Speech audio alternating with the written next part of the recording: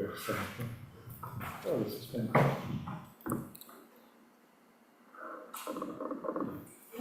Oh, your computer. Oh, that's great.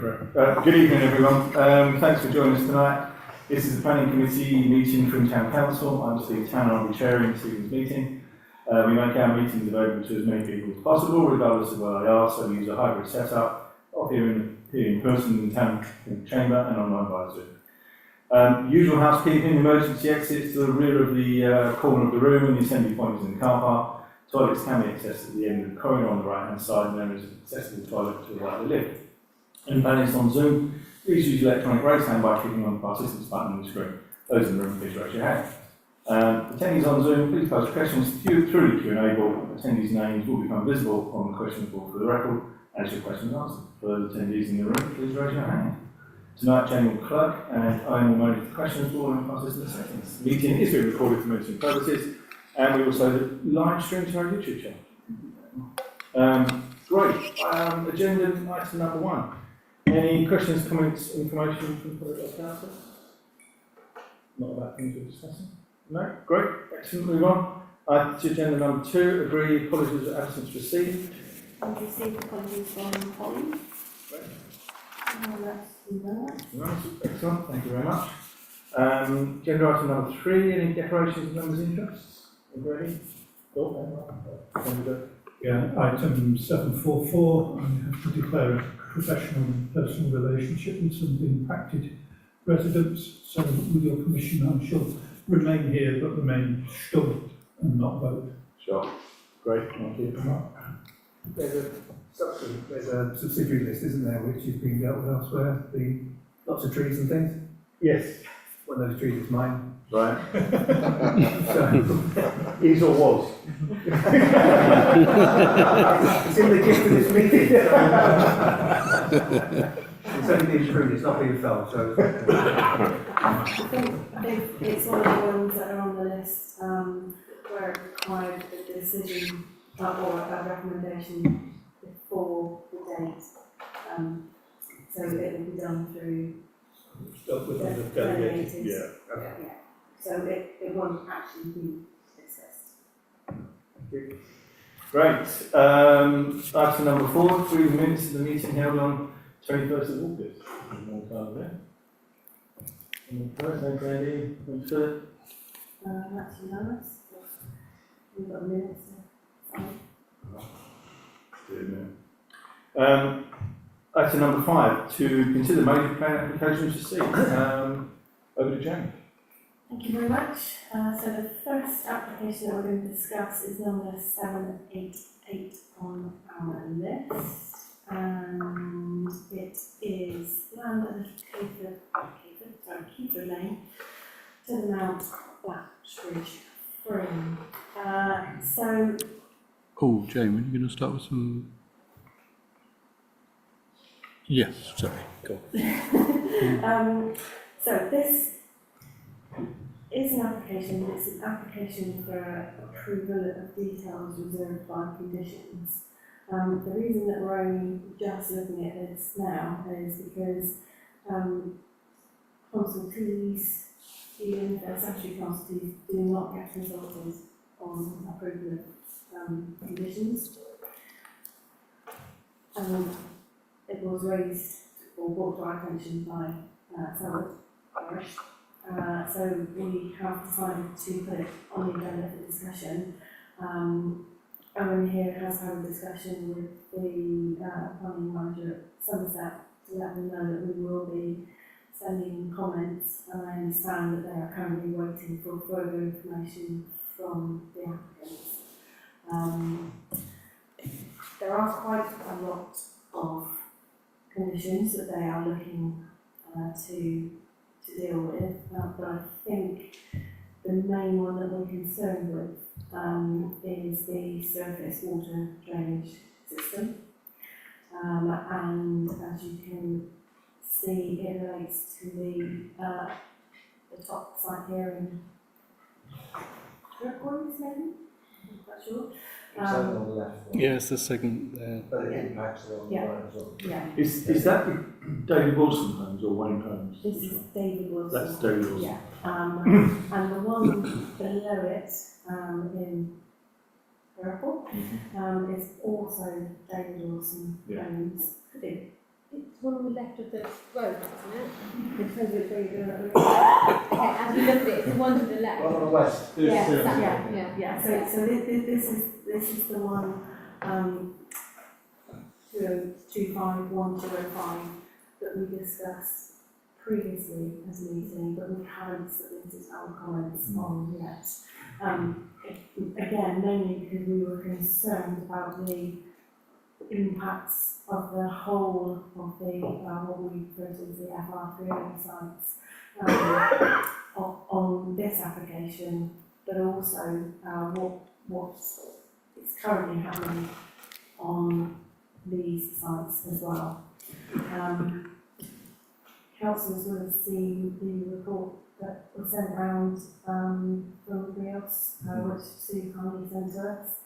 And I think, well, certainly to me, what that demonstrates is that there is an awful lot of information in there. It's very technical, and it's, I think that the detail of the drainage is difficult for us to understand, but it would be good to hear from Sue and or Richard as to what those impacts are. You know, they're very close to the site and what they believe those impacts are. And I think it would be really useful for us to certainly support the Rios report, even though it is in relation to the Birchall Lane one, but it definitely highlights the fact that there are wider issues. And we are also meeting, or we've been invited to a meeting with David Wilson Homes on the 23rd, which we specifically requested because we wanted more information about the whole drainage issue, particularly on the Birchall Lane site here. So yeah, it's probably best to hear from the people who know more about it. So, effectively 1217 is the site that is now being advertised as Hillies Heights. That's just been fenced off and cleared. We're about to start building on that. The site on the eastern side, on the right hand side, where that cursor is there, that's now called Francis Fields. The Francis Fields site is David Wilson Homes. The one on the left, the Hillies Heights, now has been rebranded to Barracks, but they're all the same company. It's all part of Barrack Group. And obviously like a bit name, so probably the other one's called Graham's Garden or something. Quite likely. So what's basically happening is the attenuation basin on 1217 Hilliers Heights, that has an overflow into the attenuation basin that has already been constructed on Francis Fields. And they will in turn, if 1205 is agreed, they will in turn go down to the attenuation basin there. So all of these three are basically linked together. The land here is basically forest marble with a corn brush on the top. It's basically clay. It is very, very impermeable, shall we say. What happens at the moment in the field on the left, the one that we're talking about in 1217, Hilliers Heights, is there. When you get any rain, it basically runs out of the field and runs along the Cleves Lane, which is the lane going from Little Cleeford Lane to the mount at the bottom of the It's on the southwest side. on the southwest side. That's it. Yeah. So basically, the water dribbles into that lane and rushes down, and basically goes down to the big 392 drains, into public drains. And that works fine. Is that a design from? No, it's just the way it is. Just the way it is. Yeah, That's what happens. yeah. And if it rains, it's probably going to be dribbling it into that lake about 3 days afterwards. what they're going to do with the plans is, if you look at the plan on the right-hand side, you see that sort of yellow line down what is Cleves Lane? Yeah. They're putting a ditch or a swale down there to direct any water, so the road will not be impacted, but it doesn't go straight into the attenuation basin. In the records, the attenuation basin is sized at needing a capacity of 1,393 cubic metres. They've also submitted a second sizing for the attenuation basin, saying it should be 2,097 cubic metres. So it's 65% difference. Sorry, who's? Oh, that was your email, wasn't it? I wish I printed it off, yeah. That is So- in their, That's in there. it's in their document. So the original plan was 1393, Yes, and now they've upped it to, 2297. However, on their plans, it's still 193. So Right. they've got two conflicting data points okay. in the same document. Yeah. So which one are they going to build? But the volume of what's drawn on the map, Use the microphone, just. Sorry. the volume of what's they modelled and is drawn on that map is labelled as 1393. Right. There is some additional documentation that suggests a larger volume. There are also different numbers in the outline planning permission, and really no documentation or explanation of changes in some of the input technical parameters, including such things as rainfall. But the plans say 1393. Yes, Yeah. the final, The document conflicts. but the most recent stuff says 1393. Yeah. In the combined modelling that they did for the two sites, it's got it at 1393. Okay. But larger numbers before that. That's a concern. The other thing that they've done, it's quite interesting, what we've had a look at is both the Wayne High home sites and the three other sites. Interestingly, they're using different levels of rainfall across those three sites. Very localised rain. Yeah, exactly. And equally, bearing in mind that it's all pretty much the same geology, they're using different amounts of different levels of surface water runoff. Yeah. I think they're gaining a system, to be quite frank, to reduce. What they've done is they've built the ponds in Francis Fields to a certain size. They don't want to overload those. So they're basically ringing the figures on Hilliers Heights so that they don't over top the ones in Francis Fields. Yeah. The modelling doesn't show it. Yeah. I mean, you can change the figures to get whatever solution you want, can't you? Quite. It's quite interesting that all the previous modelling was done by a company called Stantec. They're a global multinational, 40-odd thousand employees. The new modelling for Hilliers Heights is done by a one-man band. It's been established for 8 years. Maybe, who knows. Just interesting why they've departed, and that particular person is now, that company, Latham, is now using these lower estimates. And they've changed from remaining matters, so the numbers used in remaining matters have been reduced for this application to reduce the actual runoff. And what they Do you mean the REM? You mean the reserve matters? The reserve matters, Okay, sorry. so they changed the figures since the reserve matters. to this one, No, from outline to reserve. outline to reserve, sorry. Yeah. However, you're allowed within the rules to carry on with the current surface water runoff. But what they've done by putting that swale in down the side of the Cleves Lane is they've actually stopped the existing runoff route. So they should actually be allowing for more to go into that attenuation pond. The other thing that they should be doing as well is have an exceedance route. So basically, if things go wrong, because the overflow might get blocked, who knows what might happen? They might have got their calculations wrong. There might be a superstorm, who knows?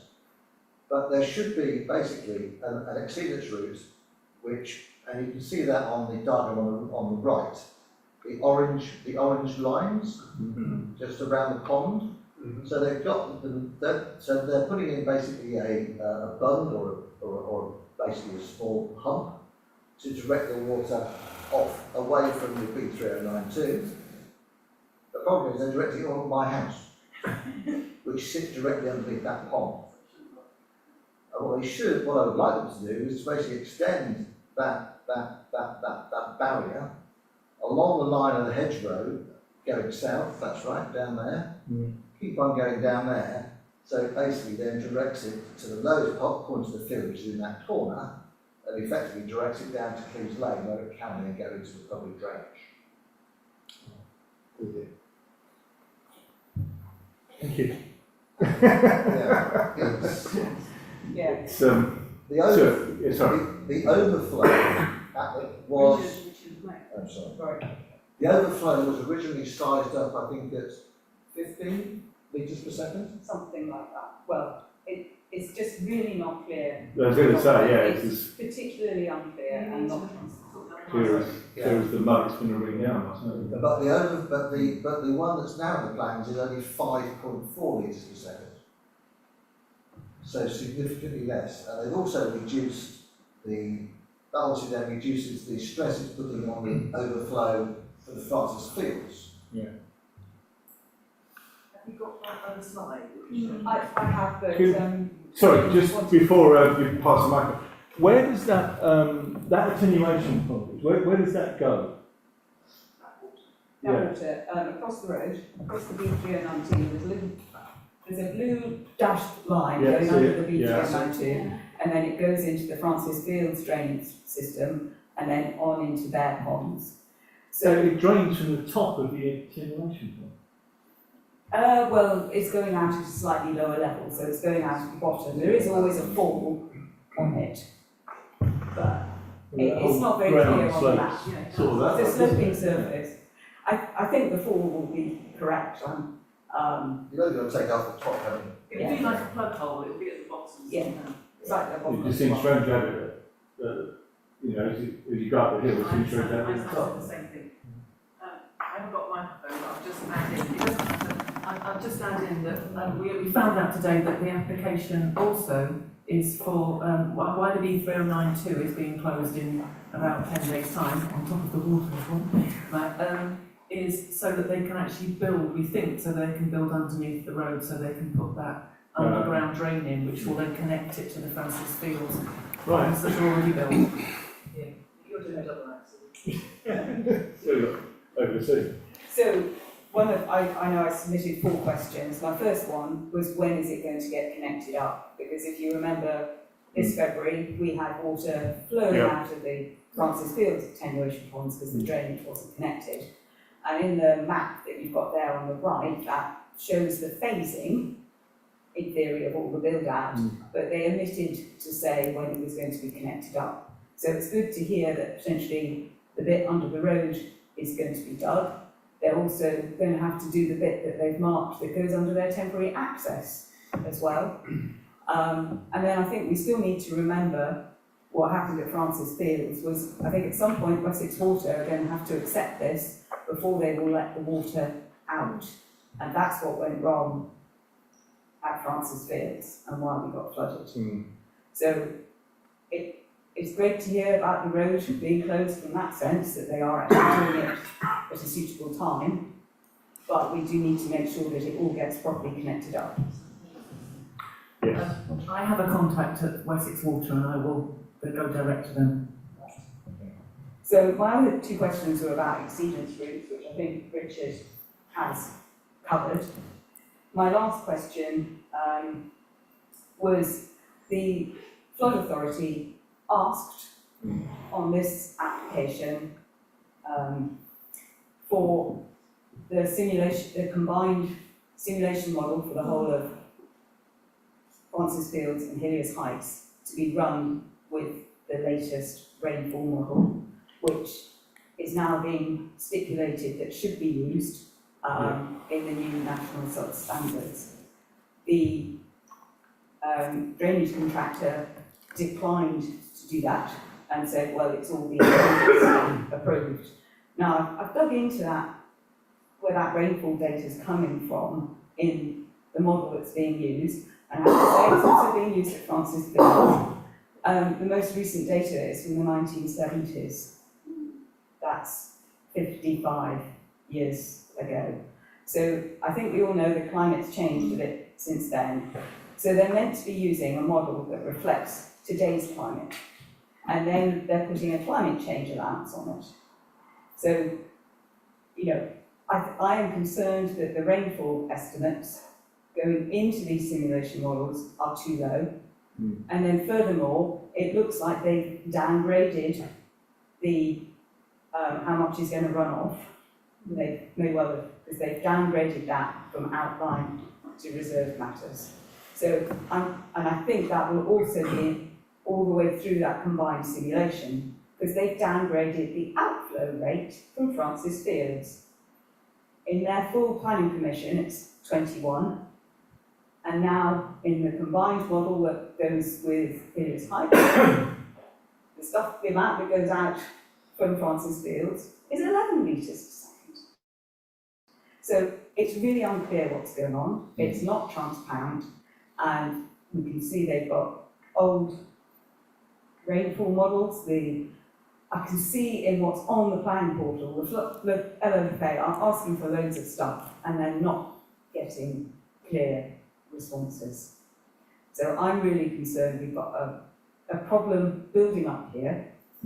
I live at the bottom of it, a bit further down, below the Virtual Lane development, and they want to string everything through that, and which will basically put it through my garden if it all moves.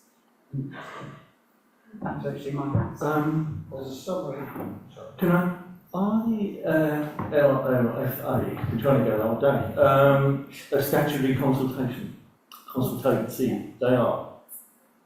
So their questions have to be answered They have to be answered to their to satisfaction. their satisfaction. Yeah. To your satisfaction, so So they the can't local control. lead flood authority, who are actually under part of Somerset Council.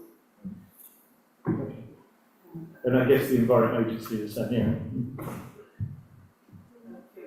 There you go. I don't know if you remember, but when we had the FR3 first application, when it went in, some of you were around then, the thing that was holding it up was the drainage plan, because the LLFA said they wanted to see a combined drainage plan, wanted to see a good drainage plan. And we were pushing for a master plan, if you... Yeah, that's right, we had a master plan for the Right. biodiversity and various other things as well. So they did actually eventually sign it off, but there was a lot of reservations, it felt to me, and I looked at some of their objections, and it seemed like they were not very comfortable with it even back then.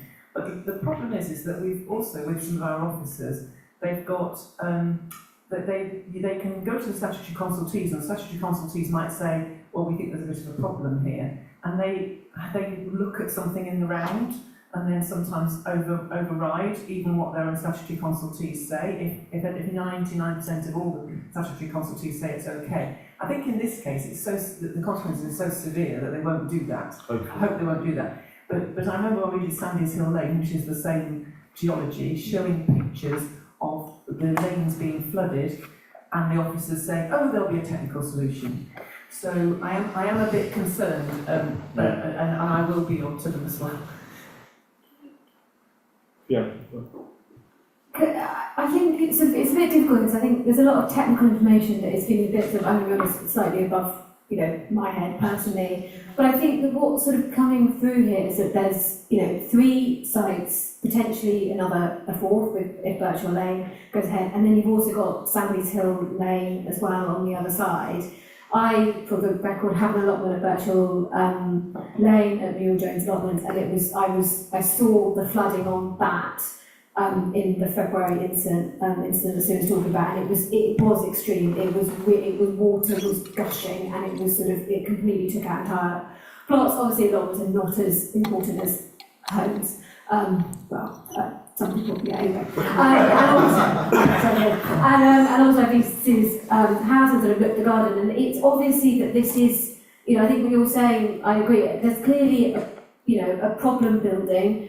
There's And, you know, with all of these sites, it all needs to be looked at properly in the round with the latest modelling, because otherwise it just feels like, I don't know, we're just getting technical drawings and what are they using, it just feels very, I don't know, comfortable with it. So I guess my question is, like, what can we do, what can we ask for? Jane, is there? Sorry. Sorry. My question is, what can we do here, what can we ask for? Because Well, I think there's a few things. I mean, Richard's comments are very clear and very concise, and I think that's excellent. We obviously have this report as well, and we are having a meeting with developers in a week or so's time. Is that right? Yeah. So I think, you know, that we need to use all of these bits of information to come up with a clear and accurate sort of surface water drainage plan for the whole site. And maybe David, and also Wayne Homes need to come to the party on that as well, because it's part of their problem. And I think that really is, to me, the only way we can solve it is to sit around the table and get what are the actual numbers. So I've just found your email that you sent, which is that was the one I was trying to find. Yeah, it is just the inconsistencies all over the place on this one, aren't they? And it's got to be done now, because there's no point in doing it once the pipes are in and everything's connected. So I think, to me, that is the next step. I know James got some, no, sorry. That's all right. I was just going to say, I did read through that technical report with a sort of thinking man's head on, albeit that I'm not a drainage specialist, and it's quite evident that there's a huge amount of contrary information there that says this is broken and needs fixing. Yeah. And on that basis, I think we've got to push back and say, you need to have that conversation. Yeah. Has that report been shared with the developer? So is this? I have shared it with the LLFA and I've submitted it to the LPA. I haven't sent it to the developer. I've drawn their attention to it. Right. Thank you. Because it's publicly online, so.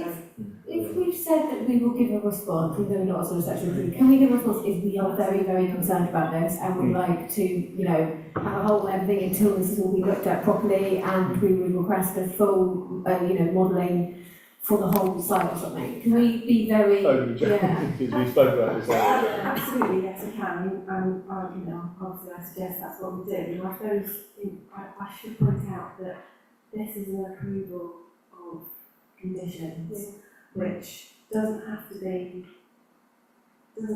to committee, doesn't have to be signed off by councillor. It will probably be done in conjunction with the case officer and manager. I'm not sure who was dealing with it, but there's no, how we've got the usual channels where we can say this needs to go to the planning committee. Well, we can use the virtual lane site as the sort of the unlocker, can't we? Well, we can, but these conditions can all just be approved tomorrow. Yeah. I think there's another problem, which is that I found out today from Richard that I wrote in, Councillor Michael Dunn and myself wrote in about the Francis Fields. All the solar panels were on the backs of the houses, and it's basically a matter of form over function. So you had a whole load of them. They were south-facing houses, but all the solar panels were on the north side, on the back. Right.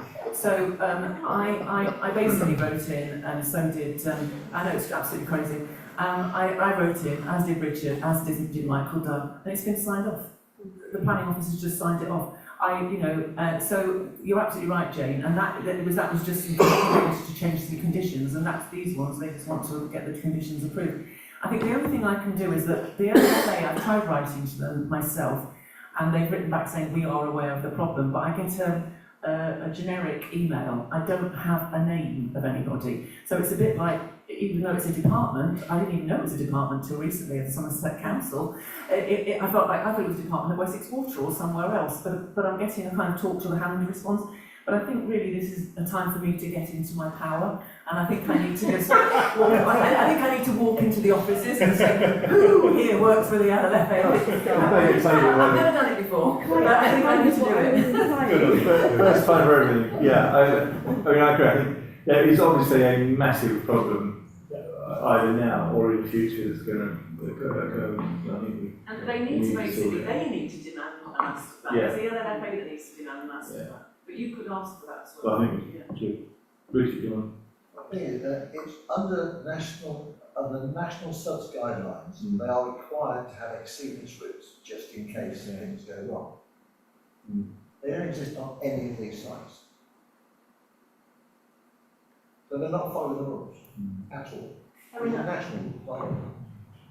I'd like to think when we meet, sorry, Matt, when we meet with them in 2 weeks' time, that, you know, between the four of us, and I haven't sent you the invite and I will do, that, you know, that's something that we can press, perhaps if Helen can sort of go from the councillor. I'm doing it, I'm going nicely to start, softly to start. Was anyone thought Mark? I know you. Try and work this one out. Yeah, no, we do. It just occurred to me, when we were last in this room and we had the developer present, or the builder, whoever it was, we talked about the runoff at the bottom and the bottom of the end.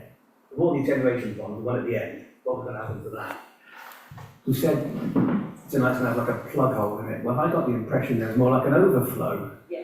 And so when the attenuated pond, from all these attenuation ponds, the super attenuation pond gets full up, it would overflow, go through your houses or under your houses into the river. Is there anything that the Environment Agency has had to say about that? So, I mean, there is a plug hole, but is the plug hole, is the plug hole big enough? Because they control the outflow rate. So when you come to Birchall Lane, you're at the bottom of, was it 3 or 4 linked attenuation ponds, and if they overflowed, it wouldn't just go into the fields that go to the river directly. Actually, it runs along Birchall Lane to the little tiny dip between my house and my neighbour's house, and then comes all under her house actually and through our garden. So the topography is such that it's not just going to blithely go down into the fields. It will run through under people's houses and gardens. Can I just make another suggestion of what you can do? What about you, or well, one of either you or me, chair of planning, chair of council, emailing Nick Cossell, who's chair of planning east, and just sort of flagging this and saying we're bidding, okay? No. Okay. No one with us. Oh, of course he isn't. And that's a problem, it's not one. Who's Yeah. now the new chair Yeah, of Ross planning White. east? Ross White. So are the Environment Agency aware of all this stuff that's going to go into the river? Is my question. So, the way the rules are done, what they have to do, they have to use these attenuation ponds to basically slow down the water and hold it back so the river doesn't get overburdened with too much stuff going into it.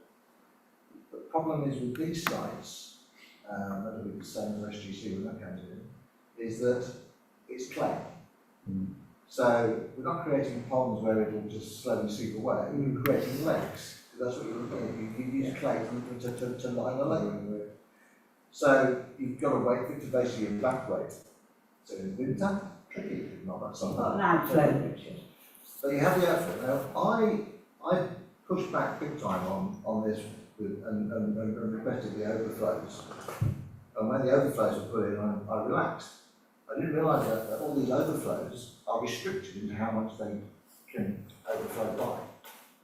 So if you've got water coming in at 15 litres per second off the site, and only allowing 5 litres per second to leave the pond, the other 10 litres per second is soon going to overtop the whole thing. And that's the problem you've got with all of them. Could they even build higher bunds? They could make the attenuation ponds deeper, higher bunds. Yeah. There are things they can do. Can I, And have an extinguisher. we could talk about this for another 4 hours, couldn't we? But we've got a lot of other things, and we're going to, I hope you're going to come to the meeting in whenever it is with the developer, and we can really drill into all of this. In the meantime, I think we need to send something back saying we're very concerned that there is a huge problem here. We have seen the Rios report that Sue has kindly done, and we need lots of answers from both the LFFO, the Environment Agency, and the developer. Yeah. Can I just ask, there were two other conditions that are being discharged as part of this. One of them is the underground bug hole, or whatever they're calling it. And I think there was also one about biodiversity, was there not? Also being discharged as part of this, because I have some reservations about that. So we've got sample panelling, lighting and backs, is that what you mean? Yeah, lighting and backs, Can we okay. deal with all that when we meet the developer? Is that Okay, yeah, Is that okay? yeah, fine. Yeah, I just need to look at that in more detail and make sure that that's okay as well. Yeah. So if councillors are happy to send that kind of objection, to say, based on the comments that Richard has submitted and the report that Sue's kindly shared with us, but also make it clear that that's just a holding objection, and we will be meeting with the what do you call it? In a few weeks' time. Yeah. And, we may submit more comments, and please can they not discharge these conditions until such time as that's happened, to give everybody an opportunity to talk through that. Do you think they're going to take it up politically as well as officer as well? I think Helen has agreed to take up them. Yeah, well done, Helen. Flagging it. Well, I'll do a softly email first, and then, maybe we give them maybe a week or 2 weeks or something like that, and then go in a bit harder if anyone Okay, so can we all just raise a hand if we agree? James approach, James approach, and we'll talk about this again. Thank you. Thanks, Sue. Thanks, Richard. Look forward to picking this one up again in a couple of weeks' time. Great. Thanks very much for coming.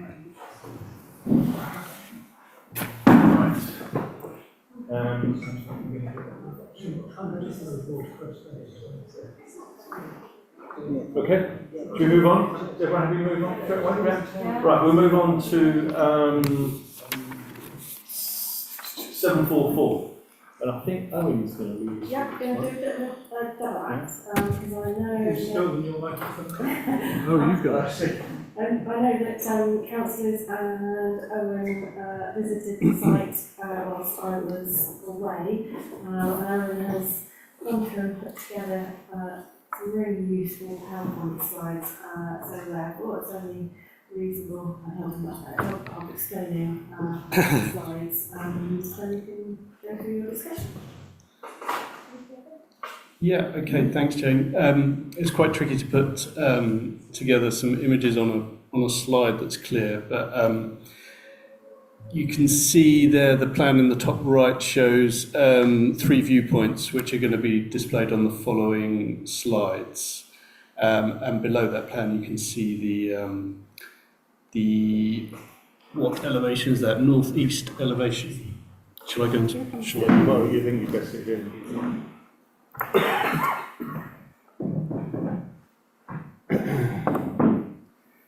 Yeah, so Before you start, can I just thank the residents for allowing us to come and traipse all over your gardens, and some of them traipsed all over your house the other day in the pouring rain. We got a very good idea of what the real issues were, so We appreciate you all coming thanks out. for that. That was very good. Yeah. Thank you. Sorry. no problem there. So this is from viewpoint 1, which is I feel the name of this cottage is Springbourne House. Springbourne, that's the one. This was the view that was produced by the developer, which shows the core of the care home as it would be seen from the garden of Springbourne House. And the next slide shows it from the next property down the road, which is Greenacres, and again, that's the developer's visualisation. And they didn't produce any visualisation for the next property down, which I think is London Plain House or something. But we took some pictures on our visit there, which give an idea of the current view from that property towards the proposed site. We've had a look at the plans and measured some of the distances. These are approximate because we're sort of doing it using the tool on Acrobat. But so you can see the distances between this is a the plan doesn't go quite far enough for Springboard House, but it's around about there. 21 metres, 24, 30-ish here. So the Building Research Establishment Guidelines establish a 25-degree rule of thumb in terms of substantially affecting daylight and in terms of distance from properties. Those angles work out at less than that, so within the range. So not classified as likely to affect diffuse daylight, but of course these are guidelines and not regulations, and there's still a question of the impact of amenity to neighbouring properties. And these are the sections through the care homes to the right here, and the neighbouring properties to the left, and those are showing the distances again.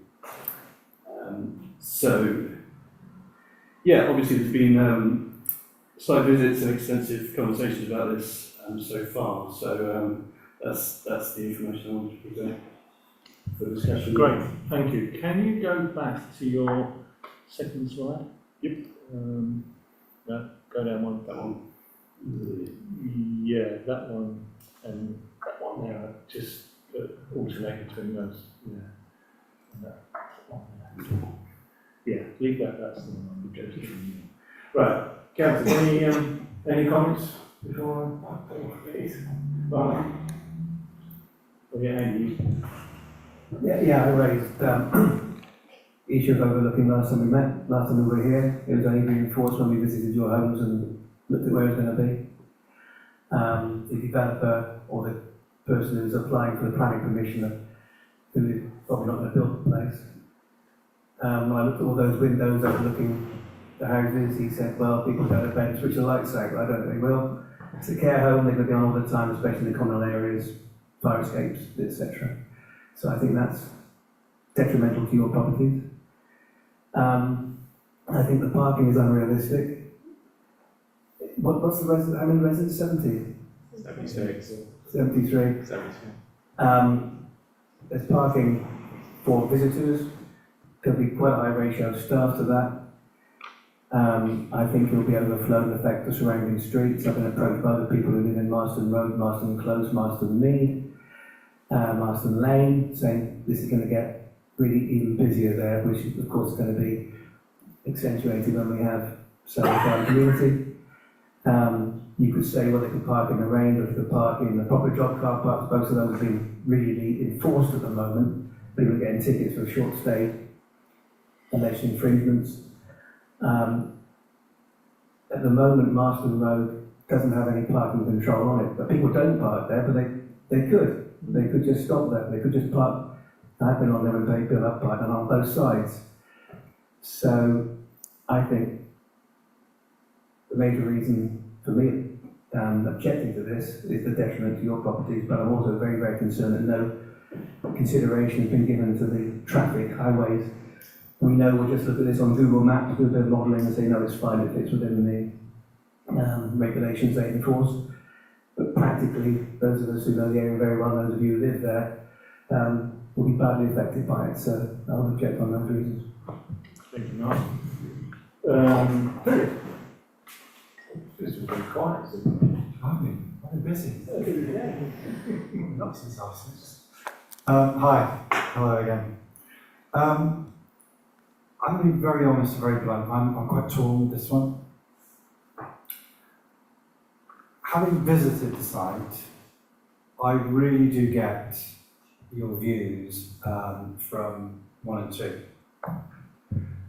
I don't get that so much from property 3. Because having been there, stood in the garden, taken photographs, there are a lot of trees and there's a lot of green. So I don't think the impact would be as much on that property. I think I said this at the meeting that we had here, was I can't understand how the developer, the planners have actually put that section that goes almost up to the boundary. That doesn't sit well with me, because I would have thought anybody looking at that would have said, well, if we could, are we going to get an objection? You know, you're sitting around the table with this plan. That's where you're going to get the objection from. And I stated that at the time. And that clearly is the objection. So it's sort of, half of it, I think, is probably not the impact that's feared, but I think the other half, there certainly is an impact. I agree with Mark that that impact is, well, that part of the building is close enough in itself, plus windows and lighting and everything else. The parking issue, I think it's always one of those unknowns. We sort of fear the worst, but will it happen? And where will people park? But I think there is a parking issue there, definitely. My view at the moment is that it will have an impact on 1 and 2, and I believe that's 1 and 2. And I think that's enough for me to object to it as well. Thanks for that. Yeah. I feel similarly conflicted to Philip, I think. It is a difficult one. Going in, it was really helpful to visit and see the homes, and I could completely understand your anxieties, I really could. And it is a massive building, it will be a massive change. And I think I struggle with it because I can see that, and I still feel, as I think I said previously, that, that we're here to become part of all of them. I do think that a care home is not the worst thing in the world, and we do need them. I think that there is, it is offering employment, and it is offering something that we do need. And we have to look sort of, to my mind, slightly beyond the immediate impact. But I do still really understand, and I know how I must feel, and it does feel, I agree with Philip about that extra bit. It's on the border, but it does still feel like there's something that does feel like it's a bit too close, a bit too much, a bit too big. But I think there's a slight case of, it could be a lot worse, guys, of what you could have in that area. There could be a supermarket, there could be something a lot worse in there, I will be honest, and it's not a bad use of that side. But, so I feel conflicted. I think Philip put it quite well. I don't know where that leaves me. I guess sort of a soft objection, but sort of a soft one, I guess, is how I feel. Okay. I actually don't agree about the parking. I think everyone knows how I feel about you build space when they come. I think parking's fine for what it is. Okay, thanks, mate. That's fine. Yeah, please, that's the one, yeah. I was on the fence until I went to your house, actually, and I think that view number 2 was not a view. It is so, I personally think it's loss of amenity.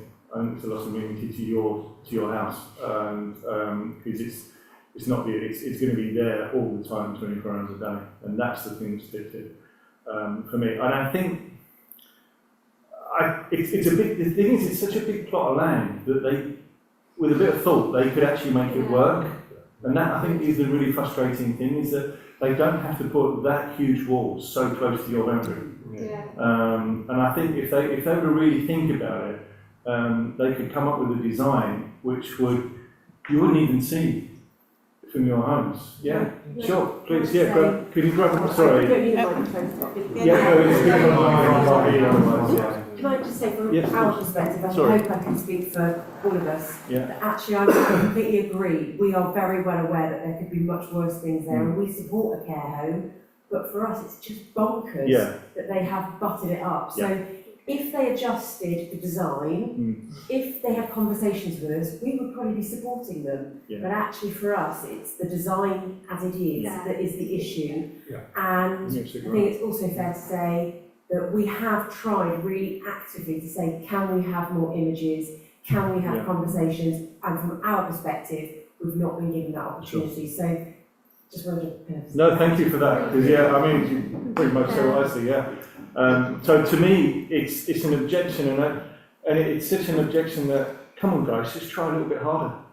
Because if they would try a little bit harder, I think, from what I'm hearing from you guys, you'd be okay with it, and I think we'd be okay with it. So that really is where I am with that. So, sorry. I am. Yes, I am. I just want to thank Sophie for what she just said. We are not against development or progress. Thank you. We've made that very clear many, many times. It's that little extension bit there. Yeah. Why does it have to be 2 stories? that bit. And that That's, goes, yeah. that's the thing that is the pain in the backside. And Thank you. it's such a simple thing to adjust. Yeah, I agree. It really is. Richard, sorry, I didn't see you Just an idea. Sorry to keep telling people they've got to use the microphone, but if any, for the recording, if you don't use the microphone, we can't pick up what you're saying, and anybody that's watching online. Just an idea. All they need to do really is to swap the car park with the building. Yeah. Just reverse those round. We told them that last time. Yeah. Yeah. Not really, in honesty, but I appreciate there needs to be flexibility, but from my understanding, speaking with architects, maybe you're an architect, I don't know, that actually, normally it's, I think 60 beds is kind of a care home that makes it feasible from a financial point of view. Yeah. So actually just adjusting that little bit that sticks out, that kind of L shape, I think we've calculated we can lose 14 bedrooms, is that right? It's 7 beds per floor. Right. So it So they would could still use- be a viable option, so Yeah. you could just get rid of that bit, not have a car park there, you know, have everything going my way, Yeah. no. As per Yeah. I'll normal. support you all. Yeah. So it could still be a feasible option for them. Care costs aren't going to go down, are If they? they've done that as well, of course, fewer beds frees up the car park as well, so it's Yeah. less of an impact on parking issues. There are wins to be had. Thank you. So I'm going to propose that we object based on loss of amenity to the houses. That's it. Jane, is there anything else we need to tackle? Can I just check with councillors whether or not you're all supportive of the parking objection element, or is that? I'm not, but. How do you mean? Sorry, Jane? Yeah. So if we're going to object, Yeah. what grounds are we objecting on? Is one of those grounds through to insufficient parking, or is that just a view of yourself, or do other councillors support that element of the objection? Well, obviously I raise it as an objection. Yeah. It's ancillary to a lot of amenity to the neighbours, I think. The other thing that it's not perhaps relevant to the application here, they're selling some very high end, and I guess the equivalent we've got in through at the moment to Rossetti. Which is £1,500 a week, I think, last time I looked. I'm not checking in soon. That's what you think. That's going to be more than I was that. going to say, is that the Dorrington Suite? Yeah, it will be. Yeah. By the time they thought that, this will be more than that. So the appeal to our better nature is saying you're depriving people of an old people's home isn't quite right. And I think there are care homes planned for cell-guard community as well, so there are some more on potentially, yes, of course, but this is only a potential. So that tugging out our heartstrings there, I thought was a bit wrong.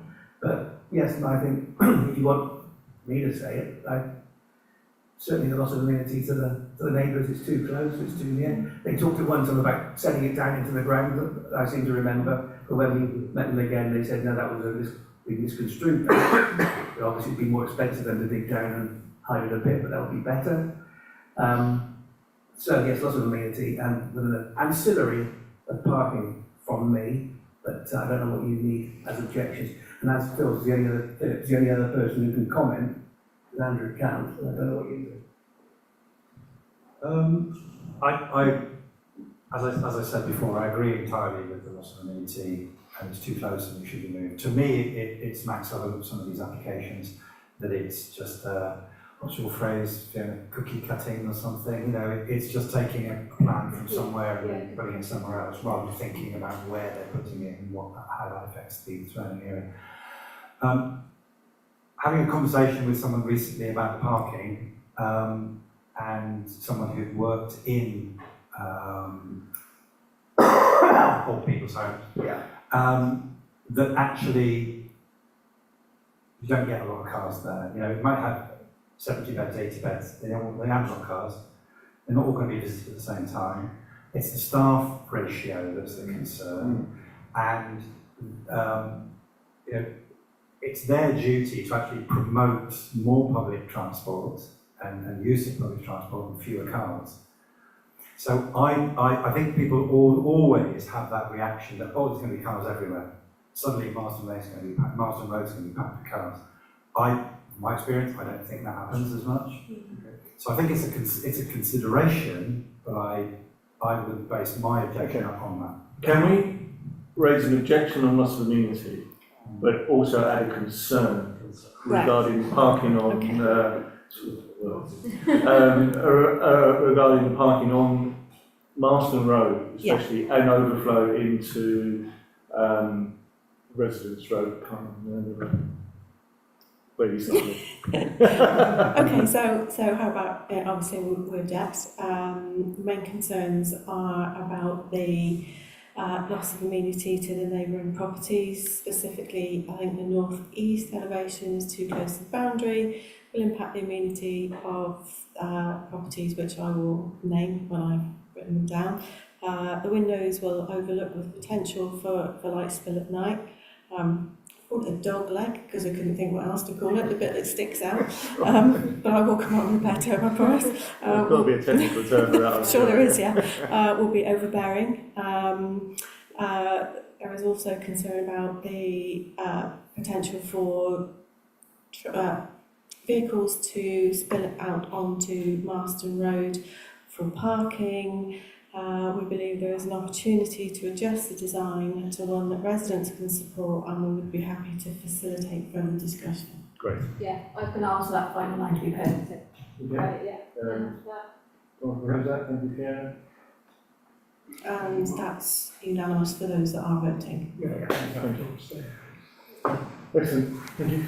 Thanks very much again. Thanks for your efforts. We'll do the next one. Time you spent Thank you for your time as well, so thank you very much. Can we take Just for your information, it is going to go to planning committee, it's not going to be decided by an officer.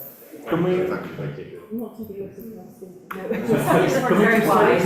we take a 5-minute break? Can we stop recording for 5 minutes just so I can get If Owen can stop recording.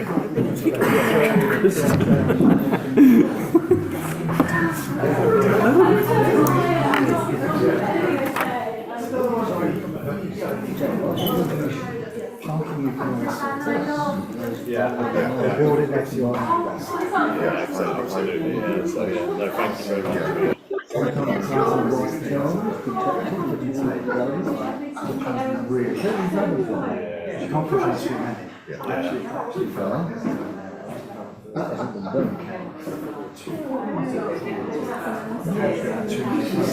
Let's go.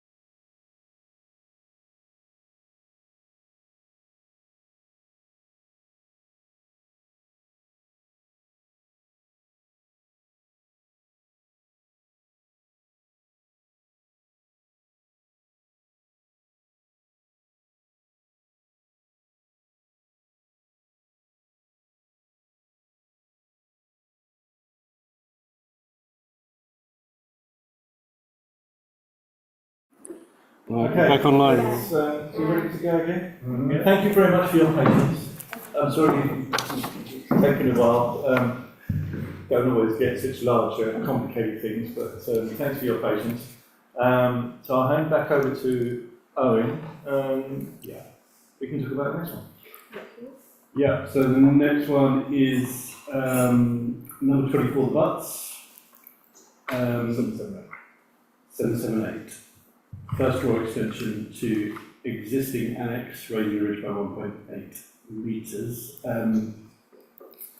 So, if this thing keeps working, you'll be able to see this was, the original annex was an application in 2023, and this was the original block plan on which that application was based.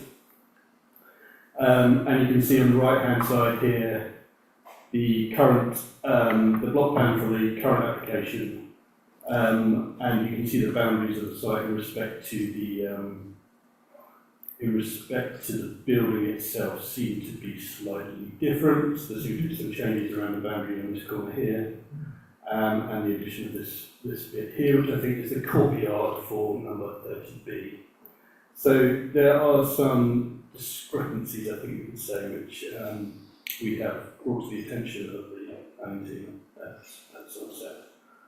Nevertheless, there, and you can see here, we've got overlaid in blue here is the present application, and you can see slightly faded in the background was the block plan from the original. So it's obviously, and in situ, you can see that the building is actually right on the boundary wall there. So there's obviously some discrepancies there which need to be questioned.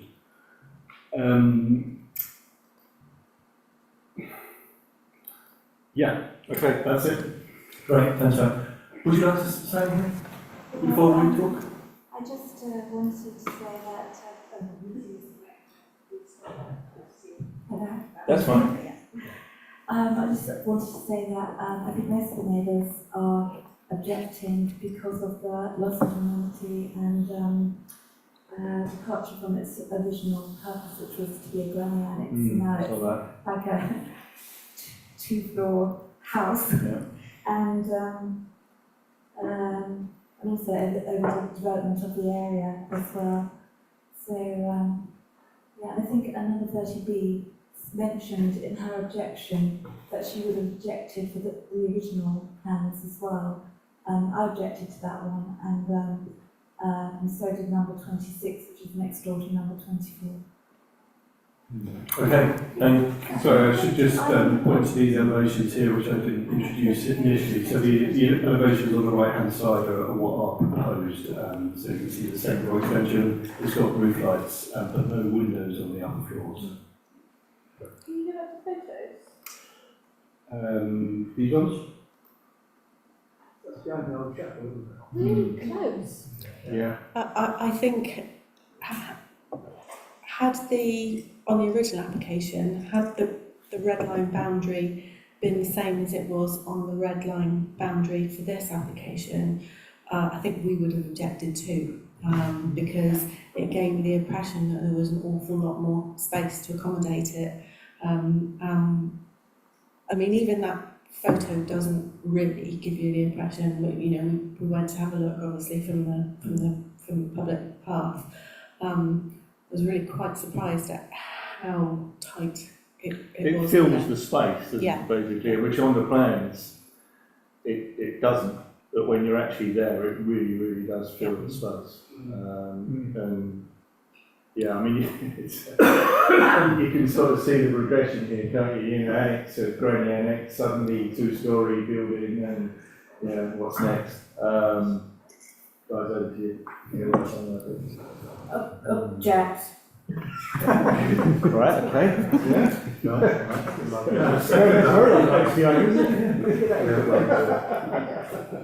It's just, you know, as Was that an order? yeah. And it feels completely out of out of kilter with the space available. Yeah. I'm amazed about to build a one-storey extension now, let alone put another one on top of it. I agree. I agree, yeah, agrees everything. Agree, yeah. Mark, anything else to add? Okay, I think, yeah, we object almost for everything that this lady said. It's lack of amenity, it's overdevelopment, it doesn't conform to original plans as far as I can work out. No space. Yeah, it's just too big for that space. I thought that's what you might say. Could you? Yes, yeah. I've just written overbearing, overdevelopment, so it's all the overs. I mean, and also, you know, there's a concern about the fact that the plans from the original application to the proposed application simply don't match. Yeah. It'd be loss of amenity for all the adjoining properties. So yeah, absolutely. Great. We'll go on that, please. And that's unanimous. Thank you. Thank you very much.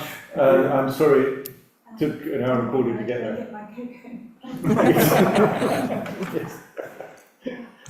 Thank you. Do you want to carry on? I can carry on if you like. Right, only if you want to. No, I'm multitasking. Yeah. As long as you don't expect me to do the tech, we'll be fine. So, Yeah. what? Yeah, no, we're doing it. I just said we're not doing it next. We're doing it it's after. okay, it's just that Richard was interested in this one, so. Oh, right, okay. Yeah, no, I didn't realise that lady was waiting for the bus. I thought she was part of the registry. Yeah. Okay, next application, item number 771, this is Valley View, Little Keeper Lane. Demolition of existing bungalow and garage and erection of 1 detached dwelling and 2 semi-detached dwellings. You can see the site location here. And in these block plans, you can see the existing footprint of the bungalow and the 2 new dwellings that are proposed. Photograph there of the existing bungalow on the left-hand side and the 3D renderings on the right. And I think that's it. Yeah, so obviously this is a site which we have received an application for before, and I think it was I refused it. refused at appeal. Thank you. Thanks. We have discussed this recently, didn't we? Or am I going mad? No, you're not going mad. The previous application was quite a recent one. You might recall that it was the design of it had a big oversell on the first floor extension, and we were concerned about the impact that it would have on the adjoining properties. The inspector, planning inspector, because it went to appeal, also refused it on the grounds of overdevelopment of the site, loss of amenity to the adjoining properties, all the things that we said really, and also obviously the refusal reason from Somerset's planning officer. The ironic thing to me is that I believe that putting three-storey dwellings there would be refused for all the same reasons. Even more. Even more so, because I think what it does is it impacts on the street scene, because you've essentially got a row of bungalows along the top of Little Keyford Lane. You would then have these three-storey dwellings, and then the dwellings, next set of dwellings would be Dragonfly Close, which are 2-storey. So no? Oh, I think the one that would be immediately adjacent to this is 2-storey, but even so, you've got, I don't know, it would look out of proportion with the existing street scene of Little Keyford Lane, and in my view, more of an overdevelopment and more overbearing than the application already got refused, but we're due to discuss. Sadly, I completely agree. I'd love to see that bungalow replaced with 2 small dwellings of the type that this town needs so badly, but to try and squeeze 3 into that tiny little plot is just overdevelopment. Yeah, I agree and object again. Yeah, I don't, they're massive, it takes up all the space, overbearing, all the things you just said. And I agree that what we need is smaller homes, it would be nice to see, yeah. Okay.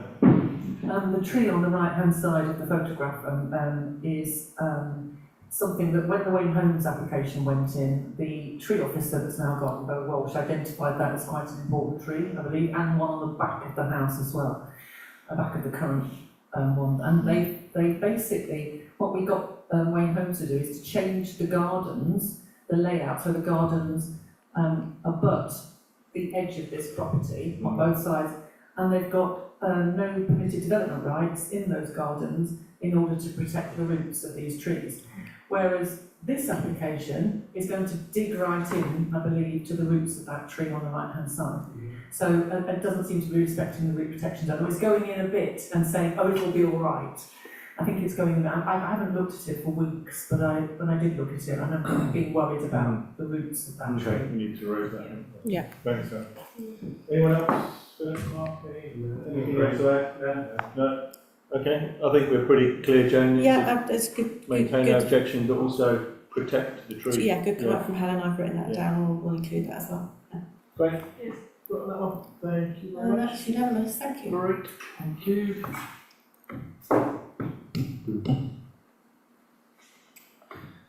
Okay, the next one, number 781.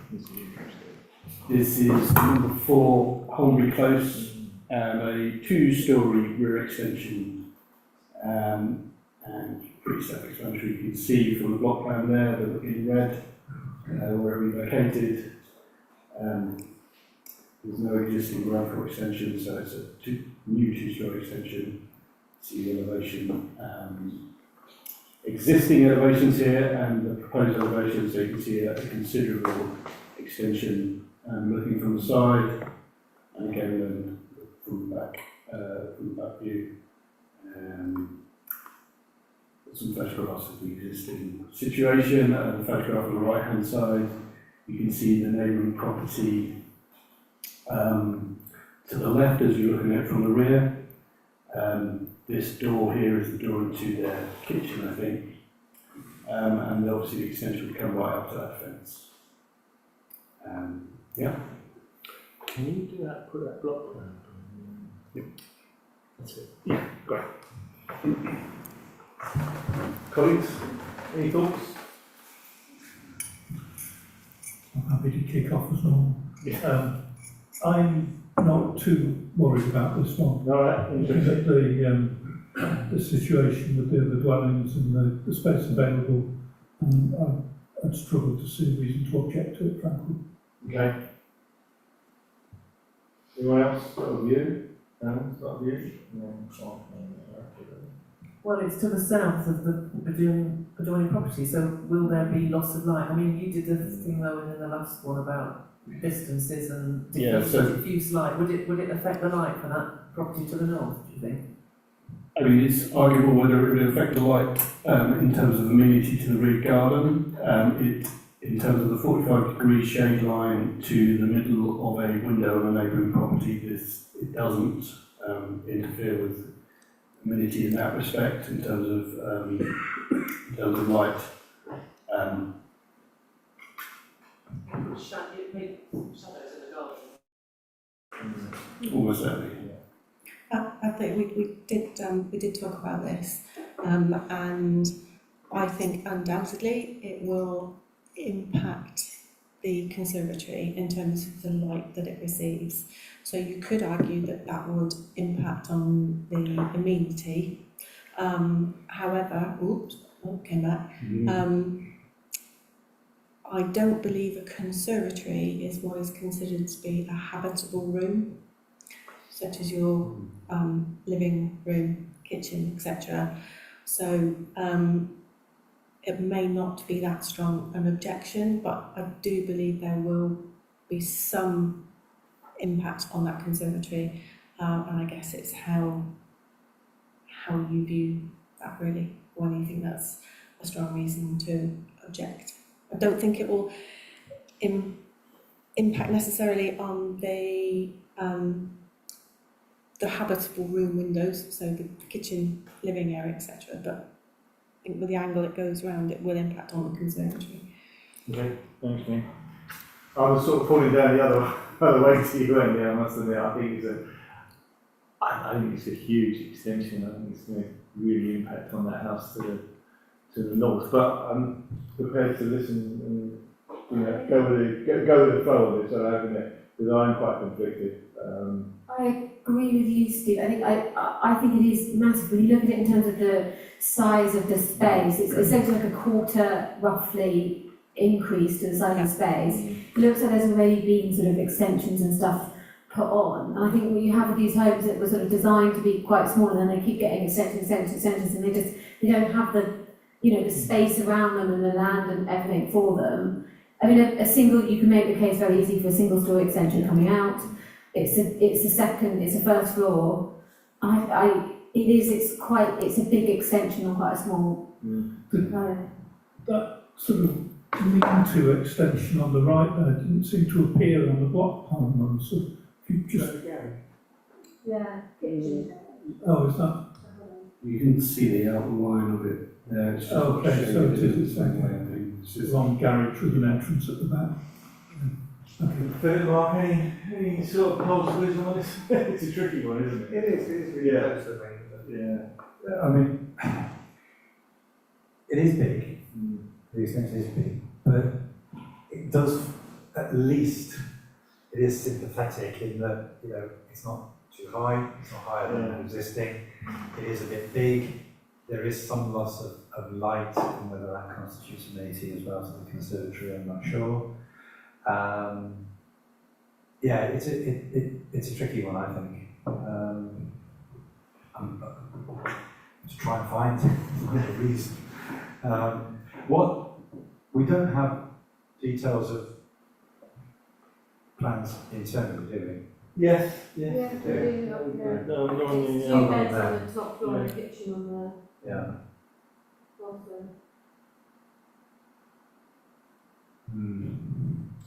So I'm still not convinced, but. What did the Civic Society say? What did this? Oh, the Civic Society, right? What did the Civic Society do? I'm pretty much. I think I can probably guess what they said. Yeah, carry on. Here we go.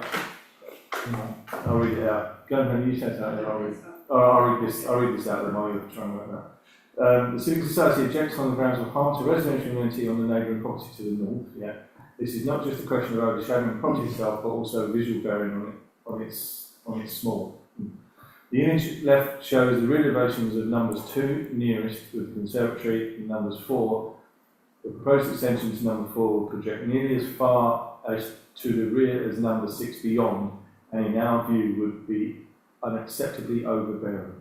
We would not object to a single story extension, which I think probably what we were just discussing. So they're sort of falling down on the overbearing that community as well. Sorry, Anne. I was going to say the same thing pretty much. If you look at the proposed picture on the right hand side, then that's from the south elevation. If you flip that over, that's pretty much what the neighbours to the north will see. Yeah. And I was going to say that to me would be overbearing. Yeah. I think, Overbearing mass, I think you can say. So I think, I'm going to propose that we object on the basis of overbearing and loss of amenity to the house to the north. That's good, because that's what I've written. We've been doing this too long, We have. haven't we? So I propose that. And that's, I'm just going to abstain. Sure. Go next. No, so that's majority with one abstention. Great. Okay.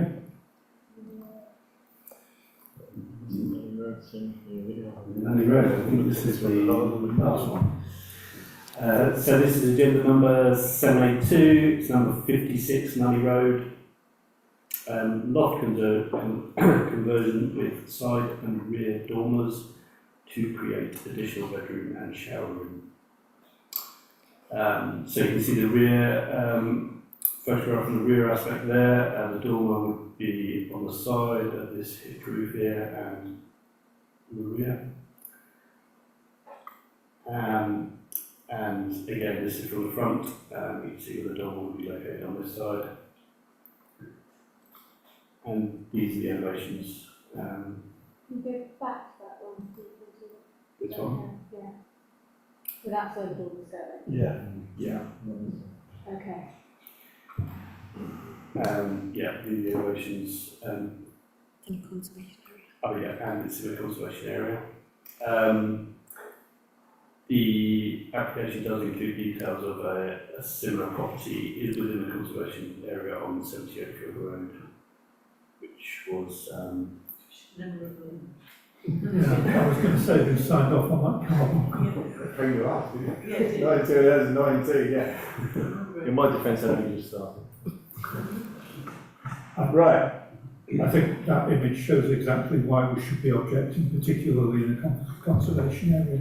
I think, you know, to stick something like that on the side of a classically designed, nicely balanced property is not very pretty. Okay. Anyone else? Owen, could you go back please to the on? No, keep going. Next one.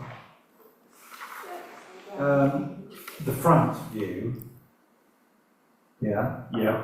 So on the left there, it says front. That's what's being proposed. Are they proposing that they continue the roof line and effectively fill in that triangle that's missing? No, it's just funny Yeah. way it's drawn. It's just the way it's drawn. There's a few dormer loft conversion extensions we've seen that have shown the detail like this. Right.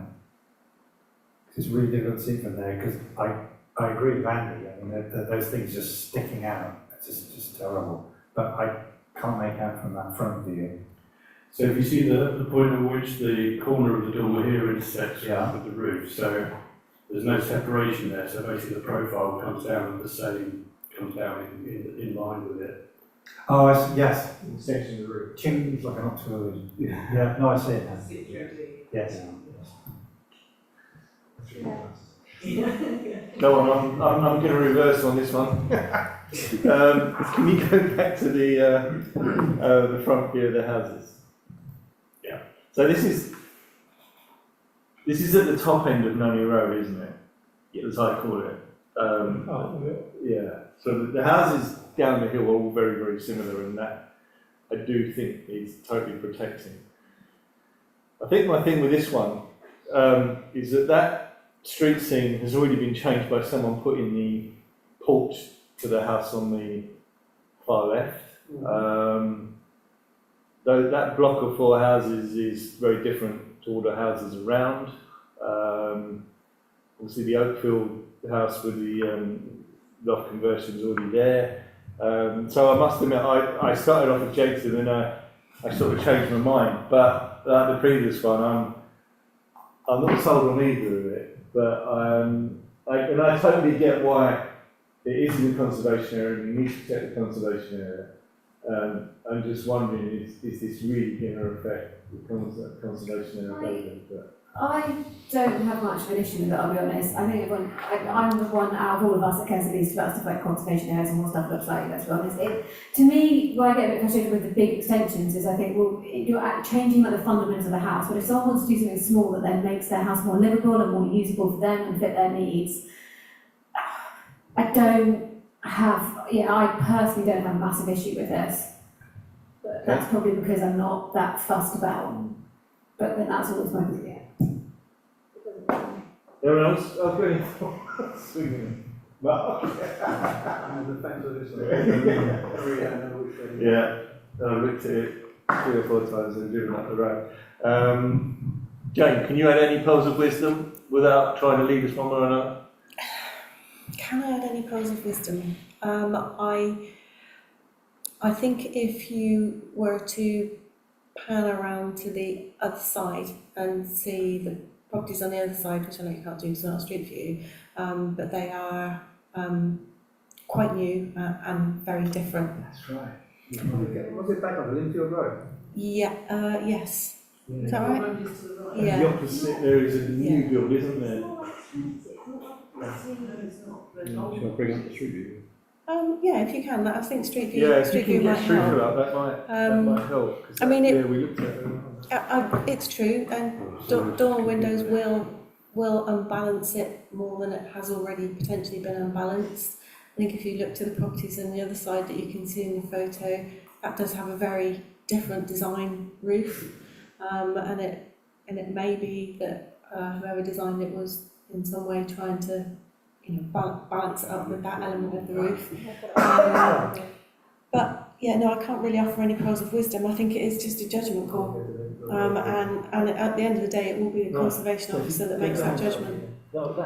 Is anybody listening? Thanks, Andy.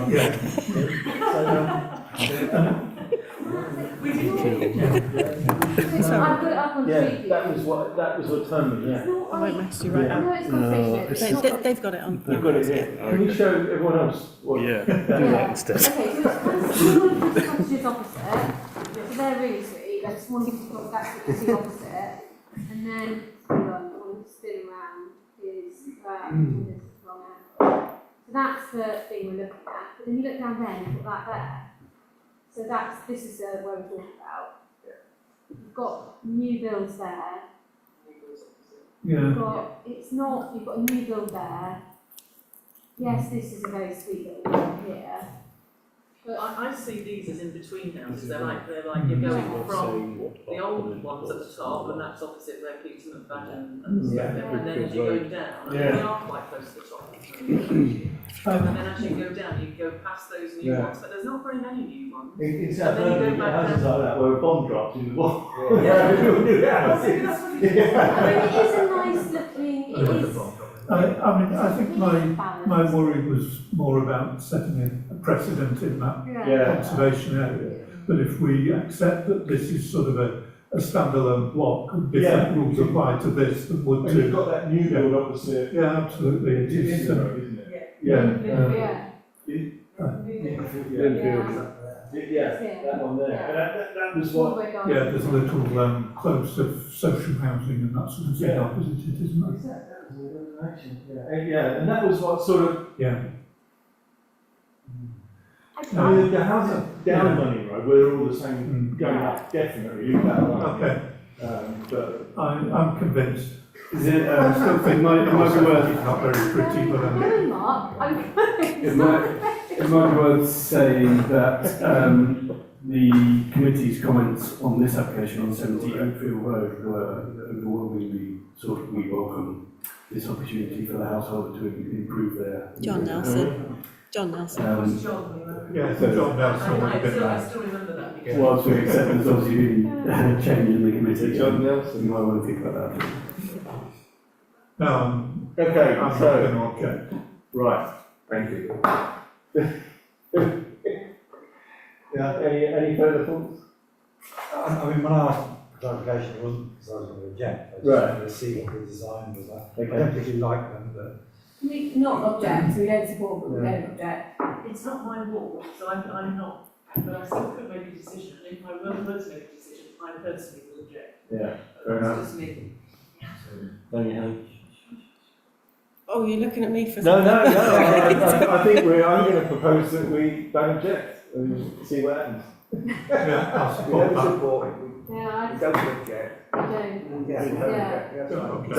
Can I just clarify, we're going with no objection? Yes. Yeah, okay. If you Yeah. could vote on that for me, thank you. Yeah. And that's you. Andy?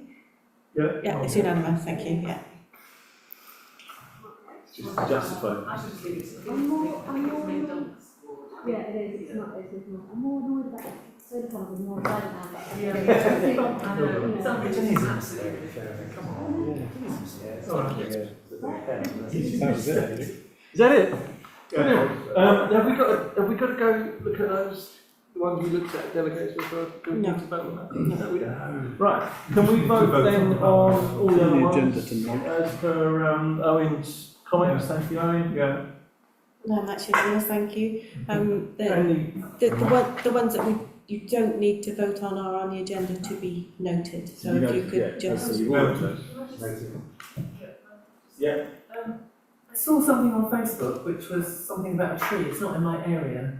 It's on where I live, it's on, the one on West End, it's on West End, the that's street I right. live on. Yeah, and there's some campaign or somebody's trying to stop. When I read the tree report, so when it came to, I think it was on the delegated authority, we said that it's a real shame for those trees to be cut down, but, yes, so, but we are responsible, it's a real shame for the trees to be cut down, but, if the tree officer is satisfied it can't be saved. I read the report, and obviously I'm not going to be the first person to say cut down, I'll be the last one to say cut down a tree, but it was, first of all, it was dated sort of 18 months ago, and it says within 3 years this is, will need to be taken down, and it is, from what it said to me, it looked like it was beyond. Yeah, it's been, they put cables in the upper branches to try to secure it. I mean, it is a magnificent tree, but it is right next to 2 properties and a road, and I'm not a tree expert, but the tree report that was submitted with it, it was quite serious. I do have one other property that I don't know if you've already discussed it or what you've said about it as a delegated responsibility or something, which is on Beechwood Avenue, where it meets Beechwood Close, and it was just a small bungalow, and I'm sorry I don't have the numbers. Is that 58 Beechwood Avenue? Probably, yeah. And I don't have the numbers. They've already got permission. I objected or put concerns in, and the planning officer, Carlton, I think it was, they wanted to convert the garage into a 2-storey house. Oh no, that's not this one then. It's not that one. No. So it's just off Rodden Road. It's quite near to Rodden Road actually. Anyway. Right, we'll have a look. Yeah, and basically now what they want to do is extend the bungalow as well. So there isn't sufficient parking, and they're going to push the property right out to Beechwood Close. Don't know if people know where I'm talking about. Yeah. So it's an area. Beechwood Close. There's quite a lot of. There's an old lady that lives behind a bungalow. There's a couple of bungalows there, and then as you go down Beechwood Close, they've got, I think they're old council houses, some housing down there. But it's on a slope, which is great. But a lot of the people on the other side of the road, they haven't got parking. So what they've done is they've sort of park on their front gardens, effectively. They paved over their front gardens. And basically there's an issue around parking and overdevelopment of the site, in my view, and I'm going to put those comments in. Okay. No, this one's just a single square. Yeah, that was on the delegated. But it's just because of the extension, they've already got permission for the house, but with the extension and the extra bedrooms, it means they're going to need extra parking as well. Right. Helen, just to, sorry Steve, just when we're talking about delegated, when we're talking about our delegated responses, because of the situation with Somerset Planning, we get a deadline by which we have to respond, and because obviously they, are working to run, if you like, we're not able to get any extensions of time. I think I may have missed it as well, actually. Yeah, so because we can't get any extensions of time, it means if our meeting is not for another week or another 2 weeks, we have in our standing orders a process whereby with myself or in conjunction with the chair, Steve, we can agree a decision on behalf of the committee.